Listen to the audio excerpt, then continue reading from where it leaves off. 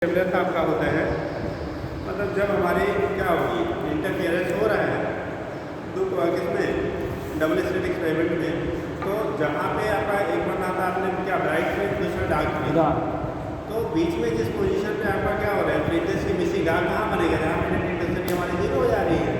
तो उस कंडीशन में जो डार्क फ्लैट है अगर आइडियल कंडीशन है तो ठीक दोनों की एम्पलीट्यूड बराबर है जो इंटरफेरिंग वेव्स हैं, तो उस कंडीशन में हमारा क्या होगा नेट इंटेंसिटी वहाँ जो जीरो मिल जाएगी। तो डार्क फ्रिंज में कहा जाता है इसका मतलब वहाँ पे वेवलेंथ हमारा क्या हो रहा है मिसिंग हो रही है, वेवलेंथ क्या हो रहा है मिसिंग हो रही है। तो पूछा जाता है मिसिंग जो वेवलेंथ होगा वो क्या होगा, उसकी वैल्यू कितनी होगी, उसकी वेवलेंथ की रेंज क्या होगी।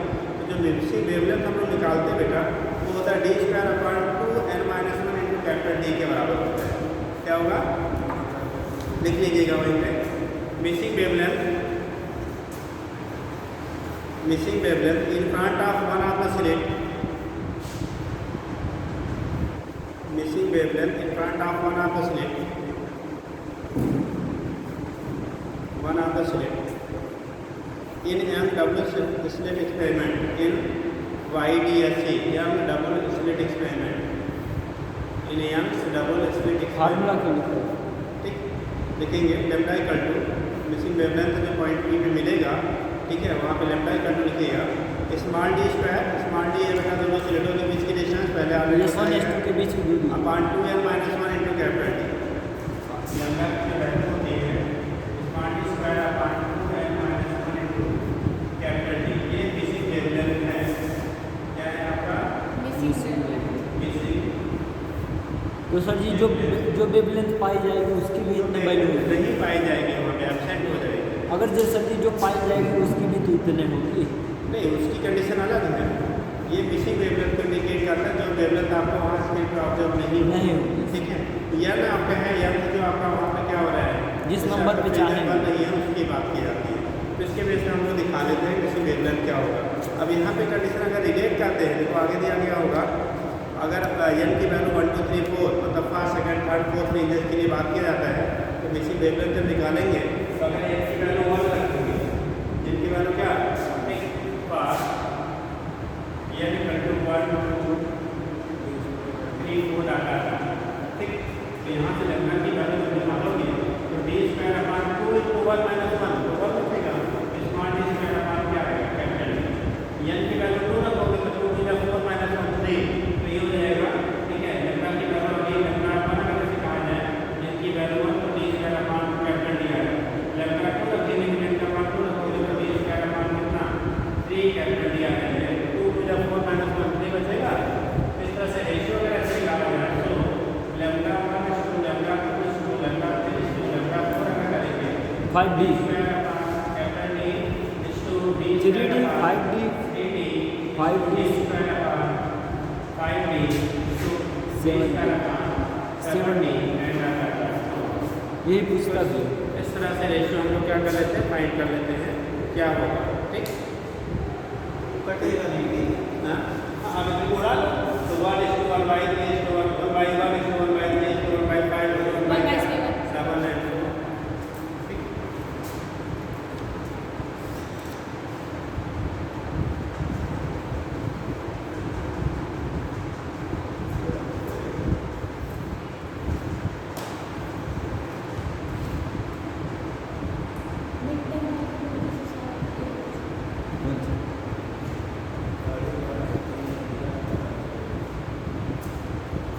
ओके बेटा।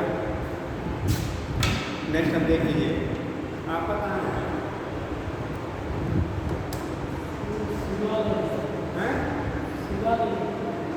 क्या हो गया सुबह ले जाते हैं शिवा लिया था तो शिवा आप उसको दे देते उसके पास नहीं था क्या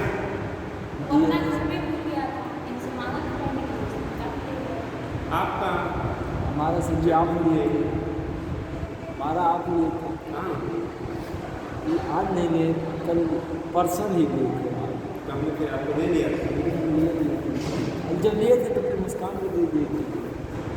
हमारे पास नहीं है इनके पास था मुझे जो दिए थे फटा हुआ है। चलिए ठीक कोई बात नहीं। आगे है इलस्ट्रेशन ऑफ इंटरफेरेंस। कैसे हम लोग ऑब्जर्व करते हैं बेटा इंटरफियरेंस को। तो देख लीजिए इंटरफियरेंस के लिए बस नहीं देखिए इसीलिए दिया गया था कि सामने रहेगा थोड़ा सा आपको जैसे सर ये क्वेश्चन आता है, आज हम देखें ये अनुपात वाला जो आता है वो सब बता दिया जाता है। बस आप वही इतना याद ऐसे रखिए, क्यों लिखा दिए इतना तो याद रखेंगे बात वो आप लोग की है। और कल के बाद जो है जो भी टाइम इधर है, आज डेट क्या है 26 25 है, 25 से लेके 30 के बीच मतलब 29 तक जो प्रॉब्लम होगी जो यूनिट्स के एक बार रफली रिवाइज करवा देंगे। कल से रिवीजन होगा आप लोगों का। हाँ Yes. आज खत्म कर दें। ठीक, अभी आज खत्म हो जाएगा सिलेबस। कल से अब 4-5 दिन जो आपका आप मेन पॉइंट है उसको रिवाइज करा ये एक टॉपिक छोड़े नहीं सर, हैं। एक टॉपिक फिजिक्स में छूटा है। कौन सा? लाइट जो रेडियो पे माइक्रोवेव इंफ्रारेड वेव ये सब अरे वो यार केमिस्ट्री पढ़ा दिया गया होगा, पढ़ाई अब उसमें क्या किया। चलिए देखिए इसके बारे में। तो इंटरफेरेंस इफेक्ट पहला आपका है क्या इलस्ट्रेशन ऑफ इंटरफेरेंस, मतलब हम कैसे ऑब्जर्व करते हैं तो अगर क्या इंटरफेरेंस हो रहा है या नहीं हो रहा है। तो कंडीशन देखो इंटरफेरेंस इफेक्ट इज कॉमनली ठीक, interference effect is commonly observed है ठीक इन थिन फिल्म ठीक, इसमें आपने जो थिन आपके फिल्म होते हैं, अगर आपका लिक्विड फिल्म है ठीक है उसके ऊपर थिन फिल्म ठीक, when their thickness is comparable of wavelength of incident light, मतलब ये उन फिल्म पे आपको ऑब्जर्व किया जा सकता है, उन लिक्विड फिल्म पे कि आयन हो चाहे लिक्विड हो चाहे सॉफ्ट हो, जो भी फिल्म आप ले रहे हैं, जब उसकी थिकनेस जो होती है वो वेवलेंथ ऑफ लाइट के किस में हो, रेंज में हो, मतलब जो लाइट इसमें इंसिडेंट हो रही है उसके रेंज में हो, तब आपका ऑब्जर्वेशन होता है ठीक। इसलिए आप देखते होंगे जब जो सॉफ्ट बबल होते हैं, साबुन के बुलबुले देखो जब ऊपर आते हैं ना उस पर लाइट पड़ती है तो चमकता है अलग अलग कलर का। तो वो कंडीशन रीजन आपका क्या है, उसकी वजह से आपका वहाँ पे क्या होती है, ग्लोइंग होती है। या आपने इंद्रधनुष सुना होगा, जी सर। बनता है ना, जी सर। अभी 1-2 साल पहले बहुत अच्छा सा बना था, शायद सब लोगों ने देखा रहा। वैसे इंद्रधनुष रेनबो देखिए थे? बारिश होता है। हाँ कोरोना टाइम में आज तक उतना क्लियर कभी इंद्रधनुष दिखा नहीं था ठीक। तो उस कंडीशन में क्या होता है कि वो सारी चीज़ें जब आती है, जब हमें ऑब्जर्व होती है बेटा, जब हमारा जो थिकनेस आपकी होती है लेयर की वो वेवलेंथ जो आपकी इंसिडेंट हो रही है उसके रेंज में होता है, तब होता है इलस्ट्रेशन ठीक, वेवलेंथ ऑफ इंसिडेंट लाइट ठीक है। If it is too thin, अगर ये बहुत पतला है as compare to the wavelength of light it appears dark, अगर आपका जो थिकनेस है बहुत पतली है लेयर की तो उस केस में वो हमें डार्क दिखाई पड़ेगा। कैसा होगा, इट अपीयर्स डार्क ठीक है।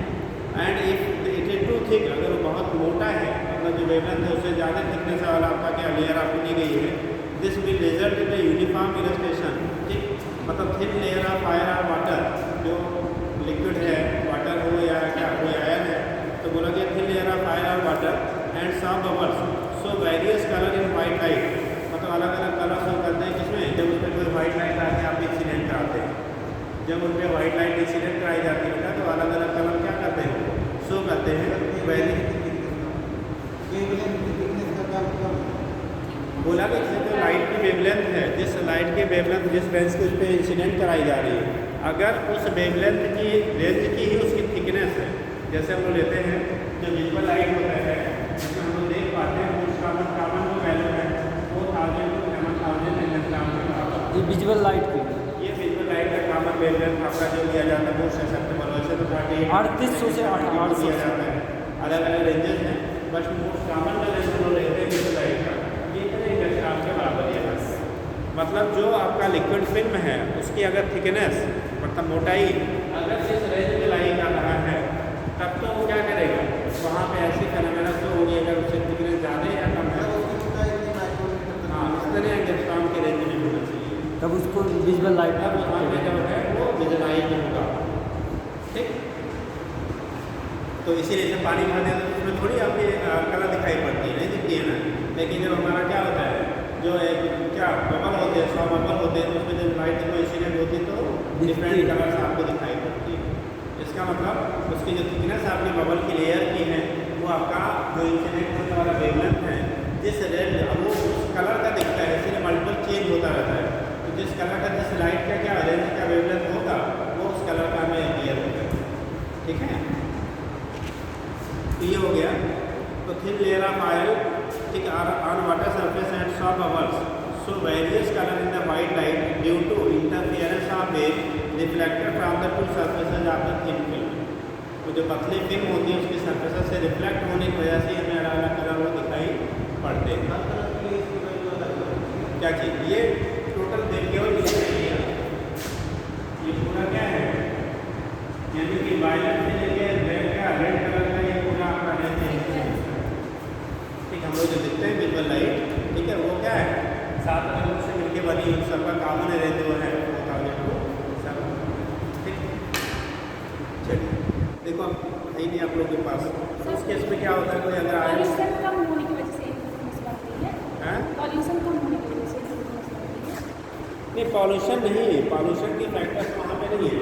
वो फैक्टर तब होता है जब आपका बारिश के बाद, जब बारिश खत्म होती है तो हम लोग कहते हैं ना, जैसे पानी के क्या बहुत छोटी छोटी बूंदें जो होती हैं वो फ्लोट करते हुए जब नीचे आती है और लाइट अपोजिट साइड से इस पर इंसिडेंट होती है, तब तब बनता है। जब भी आप देखे होंगे, जब भी आपका क्या फॉर्मेशन होता है उसका, ठीक है, तो उस केस में हमारा ईस्ट में होगा तो सन कहाँ रहता है, वेस्ट में होता है, अपोजिट है। ठीक, अपोजिट में होता है। ऐसा नहीं कि इधर ही ईस्ट मतलब सन का क्या डायरेक्शन सनराइज के टाइम पे है इसी डायरेक्शन में दिखेगा, नहीं, हमेशा अपोजिट डायरेक्शन में दिखता है।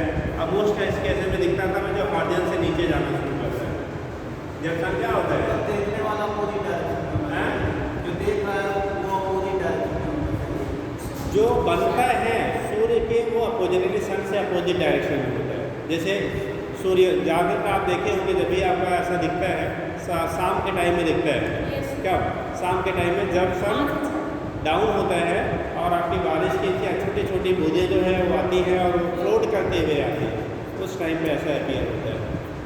ठीक, धूप में कभी कभी बारिश हो जाए तो वो तो बात अलग, हमारे यहाँ बहुत हो सकता है जहाँ से वो चल रहा है वहाँ बनना तो अलग अलग रीजन में डिपेंड करता है। चलिए देखिए, तो ये केस आपका हो गया। दूसरा है थिन फिल्म। ठीक, ये थिन फिल्म इंटरफेरेंस, ठीक, takes place between the waves reflected from the two surfaces, ठीक, and waves reflected from it. ठीक, जो वेव्स क्या होंगे आपके रिफ्लेक्ट होते हैं उसके प्रभाव को ऑब्जर्व करते हैं।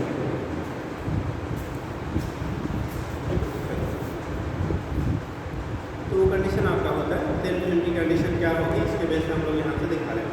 तो बोला क्या जाता है अगर कोई आपका वाटर लेयर है, क्या है वाटर लेयर है, उस केस में अगर लाइट इस पर इंसिडेंट हो रही है तो कुछ लाइट जो होती है वो रिफ्लेक्ट बैक होती है, कुछ लाइट हमारी जो होती है रिफ्लेक्ट बैक होती है।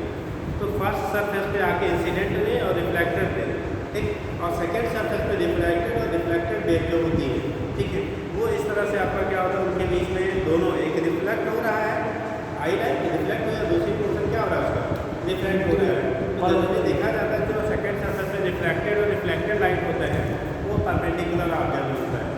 ठीक, कैसा हो जाता है परपेंडिकुलर। तो उसके बेस पर वो दिखा देते हैं क्या हुआ कैसे होगा। ठीक, नीचे आप देख लीजिए, आप इसीलिए तो आपको बंटवाया गया था।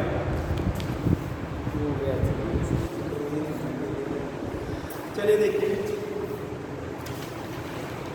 इंटरफियरेंस की बात करें तो एक है आपका इंटरफियरेंस इन रिफ्लेक्टेड लाइट और इंटरफियरेंस इन क्या रिफ्लेक्टेड लाइट।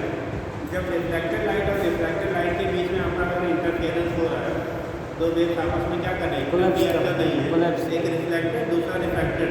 तो पूछा जाता है कि वहाँ पे उनके बीच में जो आपका क्या होगा डिफरेंसेज आपकी होती है। तो देखिए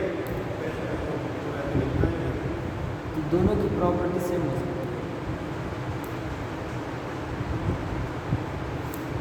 लिख देते हैं आप, चाहे आप लिख लीजिए क्या बोला जाता है condition of constructive interference. Constructive आपको बताया था पास जहाँ पे इंटेंसिटी मैक्सिमम मिलती है, सेम फेज में इंटेंसिटी जब मैक्सिमम मिलेगी तो कंडीशन क्या हो रही थी आपकी एम्पलीट्यूड आपका ऐड हो जाता था, उसे कंस्ट्रक्टिव कहते थे जब सेम फेज में मिलते थे। और जब अपोजिट फेज में होते थे तो उसके एम्पलीट्यूड मिनिमम होता था उसे डिस्ट्रक्टिव कहते थे। जब कंस्ट्रक्टिव की बात करते हैं तो वहाँ पे डेल्टा की जो वैल्यू हम लोग लिखते हैं, क्या लिखते हैं डेल्टा की वैल्यू लिखते हैं, वो 2u into T cos theta की क्या हो जाता है बराबर है कॉस आर की क्या होता है बराबर हो जाता है। ठीक, इस कंडीशन में क्या होगा, यहाँ से जो रिफ्रैक्टेड एंगल है, एंगल ऑफ रिफ्रैक्शन होता है, और जो थिकनेस हम लोग लेते हैं क्या लेंगे, थिकनेस आपका लेंगे उस मीडियम का जो मटेरियल हमने लिया है, जो लिक्विड लिया है, उसकी जो थिकनेस है मान लो टी है, उसका रिफ्रैक्टिव इंडेक्स की वैल्यू बेटा म्यू कितना है, म्यू है। तो दोनों के बीच जो पास डिफरेंस ले लेते हैं तो 2 mu into T cos R, R हो गया एंगल ऑफ रिफ्रैक्शन, उसके बराबर होता है यही वैल्यू आपका 2n plus minus 1 into lambda by 2 के बराबर होता है। फार्मूला के लिए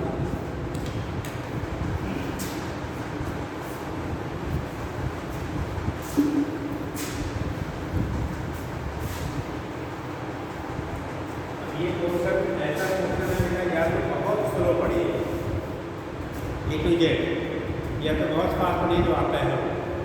ठीक, तो कंडीशन आपका है, बोला गया इंटर क्या इंटरफेरेंस ऑफ रिफ्लेक्टेड लाइट। अगर हम लोग रिफ्लेक्टेड लाइट की बात करते हैं, इंटरफेरेंस क्या इन रिफ्लेक्टेड लाइट, दूसरा है इंटरफेरेंस इन रिफ्लेक्टेड लाइट। तो ऐसा बना देते हैं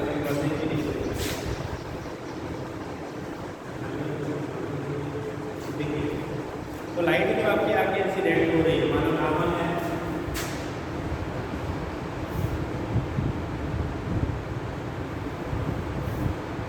कुछ पोर्शन में इसका रिफ्लेक्ट हो जाता है, कुछ पोर्शन इसका रिफ्लेक्टेड हो गए, रिफ्लेक्टेड हो गए, एंगल ऑफ इंसिडेंस होगा और ये एंगल ऑफ रिफ्लेक्शन आ रहा है। ठीक, अब यहाँ से सेकेंड मीडियम में कीजिए, जहाँ से इस मीडियम से आपका क्या होगा, कुछ लाइट आपकी क्या होती है, रिफ्लेक्ट हो जाती है, कुछ ही ऊपर रिफ्लेक्ट होकर और सेकेंड फेज पे आपके पहुँचेगी, यहाँ से जाएगा सर्कल पे फिर पहुँचेगा और उसका कुछ पोर्शन आपका निकल जाएगा, फिर से रिफ्लेक्ट आएगा।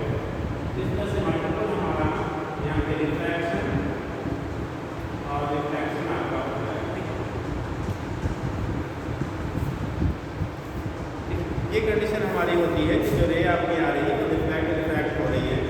उस कंडीशन में जब हम लोग रिफ्लेक्टेड रे और क्या रिफ्लेक्टेड रे के बीच में ऑब्जर्व करेंगे, रिफ्लेक्टेड और किसके बीच में, रिफ्लेक्टेड के बीच में परपेंडिकुलर।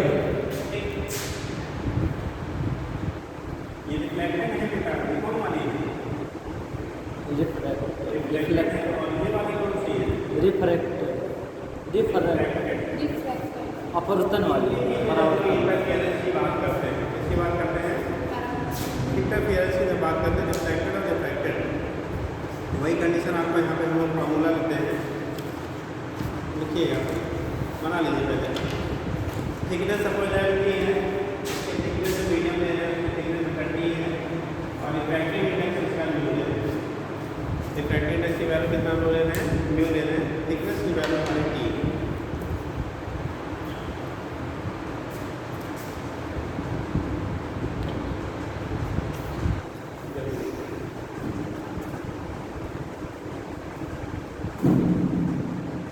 होता क्या है, अब यहाँ पे जब हम देखेंगे बेटा तो लिख लीजिएगा एक बार, condition of constructive interference, condition of constructive interference, condition of constructive interference in reflected light, condition of constructive interference in reflected light, इसमें लिखना डेल्टा इक्वल टू फार्मूला लिख लिख लीजिए formula. Delta equal to 2 mu into T cos r, delta equal to 2 mu into T cos r। T आपका कितना हो गया बेटा, r डिवाइड बाय एंगल आपका हो गया, और म्यू डिवाइड क्या है, रिफ्रैक्टेड के लिए ये मटेरियल का रिफ्रैक्टिव इंडेक्स हो गया, और यही वैल्यू आ जाता है 2n plus minus 1 into lambda by 2, यही वैल्यू आता है 2n plus minus 1 into lambda by 2। ये तो हो गया मैक्सिमम इंटेंसिटी के लिए, किसके लिए, ये लिखेंगे मैक्सिमम इंटेंसिटी, मैक्सिमम इंटेंसिटी को इंटेंसिटी ऑफ ए करने के लिए ये कंडीशन हमारी होती है। सेकेंड केस आपका होता है बेटा कि आपका नॉर्मल इंसिडेंस, अगर आर की वैल्यू नॉर्मल इंसिडेंस होगा तो सीधा सीधा चला जाएगा, जब नॉर्मल इंसिडेंस होता है तो आर की वैल्यू 0 हो जाती है, क्या हो जाएगी, आर की वैल्यू 0, अब आर 0 की वैल्यू आपकी 1 होगी। ठीक, यहीं पर हम लोग इसको कन्वर्ट कर लेते हैं, आर मिनिमम या नॉर्मल, नॉर्मल इंसिडेंस, जब सभी रिफ्लेक्ट नहीं होगा तब। अगर कोई चीज़ नॉर्मली आर की सीधे सीधे चली जाएगी, अगर नॉर्मली आएगी तो क्या होगी, वो सीधे सीधे चली जाएगी, तो उस केस में बीटा में आर की वैल्यू जो हो जाएगा वो 0, आई और आर दोनों केस में 0 होता है, यानी क्रिटिकल एंगल ना हो, ऐसे सीधे सीधे चला जाएगा, राइट आई, ऐसे जब क्या नॉर्मली इंसिडेंट होती है सीधे सीधे क्या होती है, चलिए पास हो जाएगी, अभिलंब से आपका क्या होगा वहाँ पे 0, अभिलंब से आए अभिलंब के पहले भी सीधे पास हो रही है। इस केस में आपका यहाँ पे फॉर्मूला रखेंगे तो 2 into d, तो विकास आर की वैल्यू कितनी हो गई आपको? 1 हो गई। तो 2 म्यू टी इक्वल टू हो जाएगा 2n plus minus 1 into lambda by कितना 2 इक्वल टू हो जाएगा 2n plus minus 1 into lambda. ठीक, ये दो कंडीशन हमारे यहाँ से हो जाएगा। इसमें ये जो कंस्ट्रक्टिव इंटरफेरेंस है और दूसरा कंडीशन ऑफ डिस्ट्रक्टिव इंटरफेरेंस। ठीक, कंडीशन ऑफ क्या? Destructive interference. कंडीशन ऑफ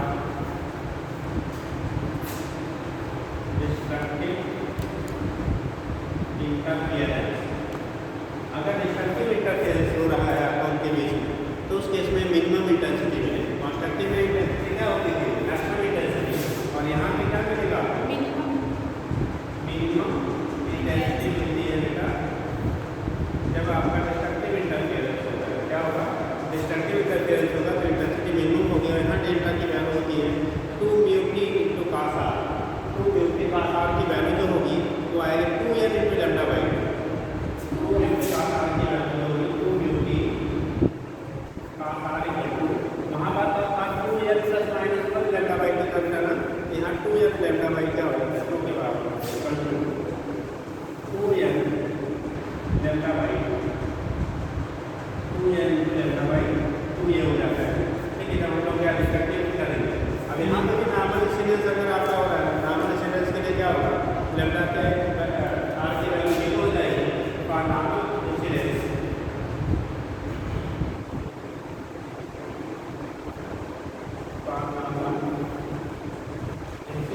अगर आपका इंसिडेंस नॉर्मल है बेटा तो यहाँ पे आर की वैल्यू कितनी होगी? नॉर्मली इंसिडेंट होगा तो आर की वैल्यू 0 और आर की वैल्यू 0 हो जाएगी तो 2 म्यू टी कास आर मतलब कास 0 वैल्यू 1 हो जाएगी।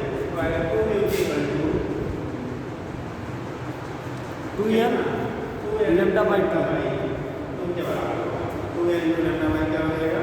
2 के बराबर हो जाएगा। तो ये कंडीशन हो गई डिस्ट्रक्टिव के लिए। ये दोनों ही केस तब का है जब हमारा क्या हो रहा है? इंटरफेरेंस इन रिफ्लेक्टेड लाइट में हो रहा है। क्या हो रहा है? ये तब की कंडीशन थी interference reflected in reflected light. अगर इंटरफेरेंस आपका रिफ्लेक्टेड लाइट के बीच में हो रहा है तो कंडीशन आपकी ये बनेगी। ठीक, दूसरा होता है इंटरफेरेंस इन रिफ्रैक्टेड लाइट के टर्म में लिखेंगे इसी को चेंज कर दीजिए।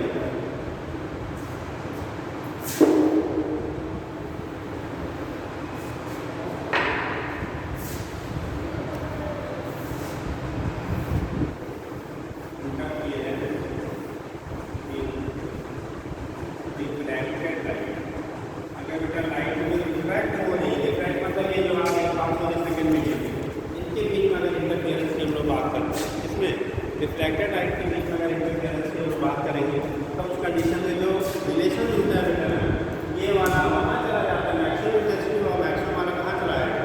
मिनिमम। जैसा कंडीशन आप कॉन्स्ट्रक्टिव इंटरफेरेंस जब करेंगे तो उस केस में हमारा मैक्सिमम इंटेंसिटी जो मिलेगी कंडीशन आप कॉन्स्ट्रक्टिव इंटरफेरेंस रिफ्लेक्टेड अगर हम लोग कॉन्स्ट्रक्टिव इंटरफेरेंस की बात कर रहे हैं, किसकी बात कर रहे हैं? Constructive interference. तो मैक्सिमम इंटेंसिटी मिलेगी। यहाँ पे क्या मिलेगी? Maximum intensity. इसकी जो इंटेंसिटी आपकी होती है वो हमारे का मैक्सिमम हो जाएगी। कंडीशन ऑफ कॉन्स्ट्रक्टिव इंटरफेरेंस में इंटेंसिटी क्या होगी आपकी? मैक्सिमम हो जाएगी। तो मैक्सिमम इंटेंसिटी की कंडीशन बनती है तो यहाँ पर लिखेंगे delta equal to 2 mu T. जो फैक्टर यहाँ मिनिमम का था वहाँ चला जाएगा इसमें मैक्सिमम, बस इतना ही करना है। ये हो जाएगा डिस्ट्रक्टिव में। और माने या जब हम लोग इंटरफेरेंस रिफ्लेक्टेड लाइट में करते थे कॉन्स्ट्रक्टिव में तो जो यहाँ डिस्ट्रक्टिव में था वो कॉन्स्ट्रक्टिव में चला जाएगा, जो वहाँ कॉन्स्ट्रक्टिव में था वो यहाँ पे डिस्ट्रक्टिव में चला जाएगा। बस इतना चेंज होता है। तो यहाँ पे आ जाएगा कितना? मैक्सिमम वाले में 2 म्यू टी कास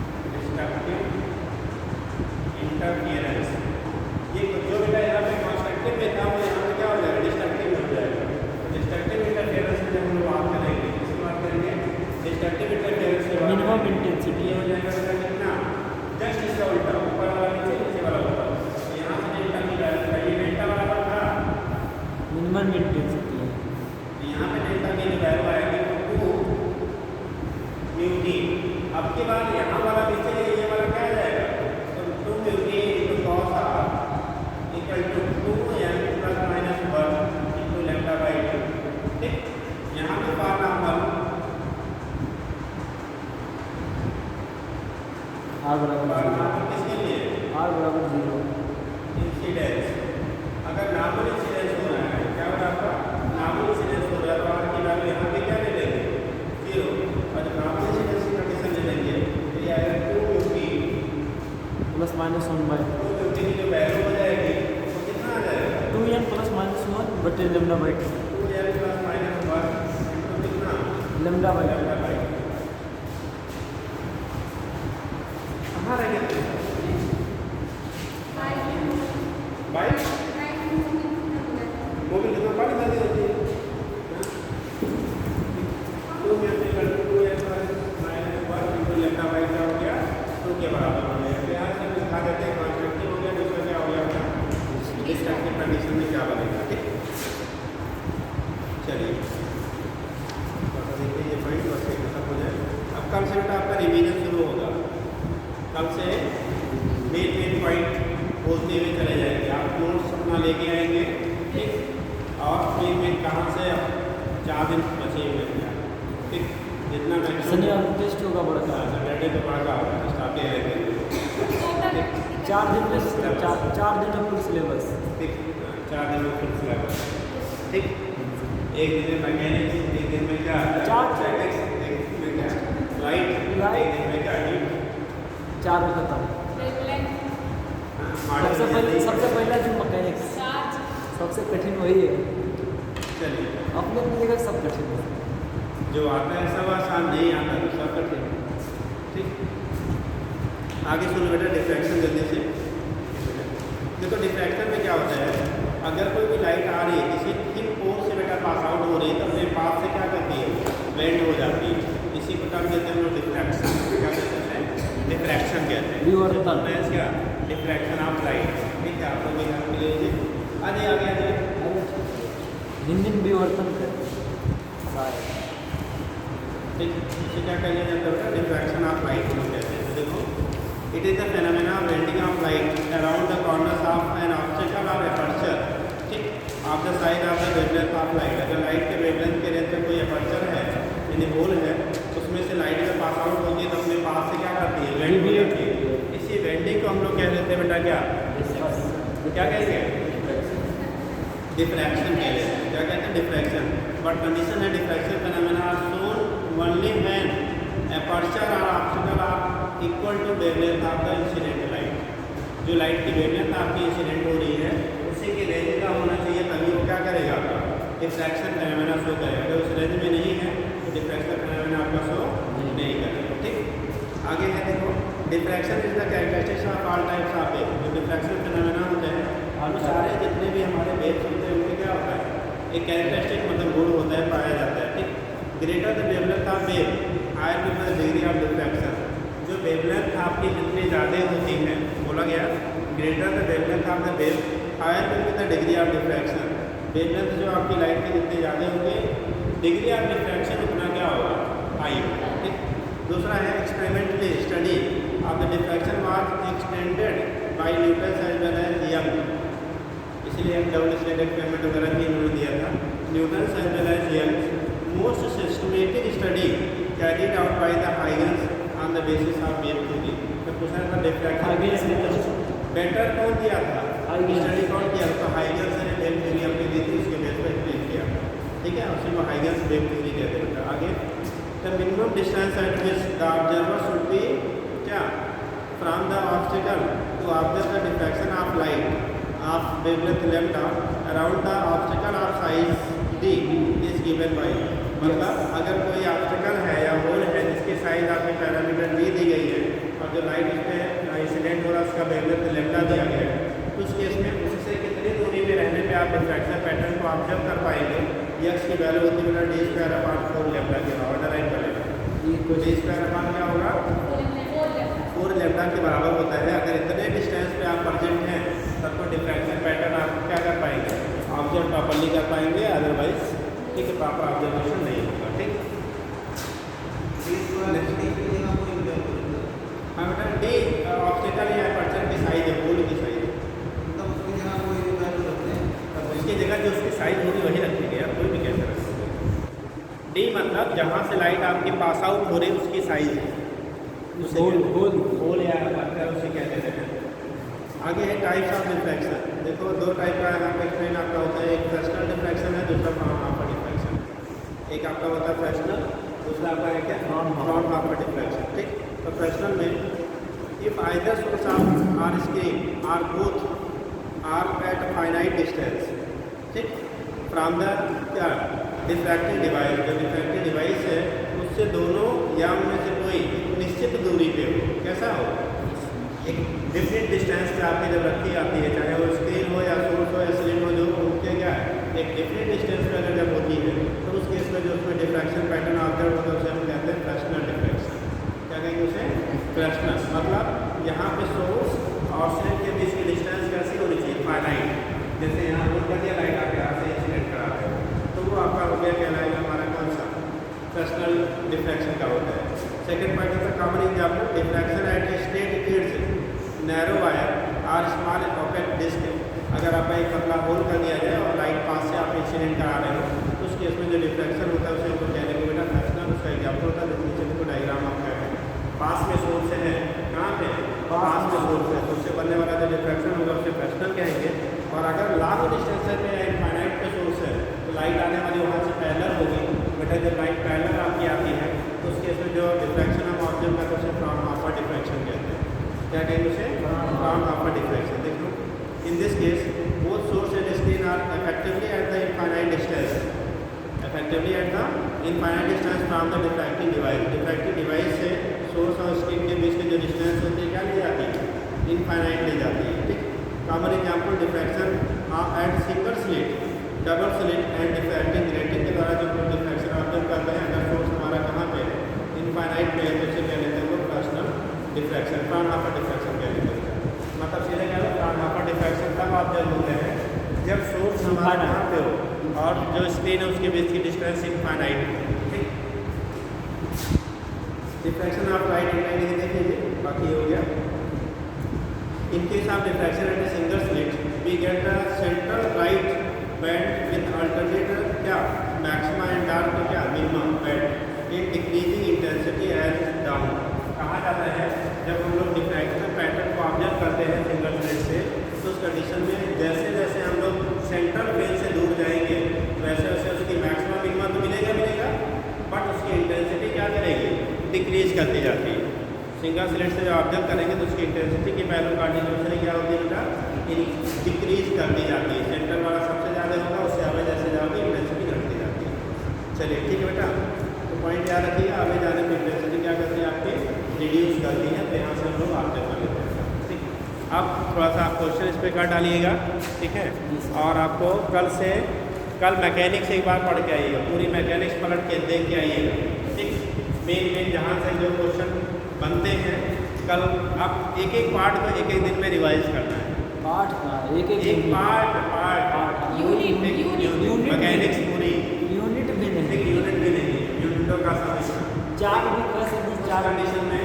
अब आप कितना पढ़ के आएंगे वो आप पे डिपेंड करता है। एक बार पढ़ के आएंगे बहुत फायदा होगा। ठीक, 3 दिन, 3 दिन है सर।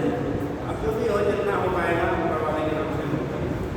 ठीक, तो उस केस में लेकिन बहुत बेनिफिशियल होगा। आप एक बार देख के आएंगे, नोट्स लेके आएंगे, नोट्स आप लेके आएंगे, देख के आएंगे। दोनों चीज़ें कंपलसरी हैं, हवा में नहीं, सामने होना चाहिए, क्योंकि हम केवल उन्हीं पॉइंट को रिवाइज इस टाइम पे कराएंगे जहाँ से क्वेश्चन अराइज होगा। ठीक, तो हर चैप्टर से टच कर रहे Yes. ठीक, तो वो चीज़ है। 15 मिनट में 5 कौन वाला? अरे अब सब उसी में हो जाएगा। अब कितनी स्पीड में होगा आप इंडिविजुअल ठीक पढ़ के आइएगा। शनिवार को बड़का टेस्ट होगा ना, हाँ टेस्ट होगा। कह दीजिए कंफर्म करा दें, हैं? राहुल डेज कह दीजिए इसकी कंफर्म करा दें। अरे नहीं कराएंगे तो हम करवा देंगे आप। ठीक, पेपर नहीं आएगा तो हम दे देंगे। जी सर। हाँ।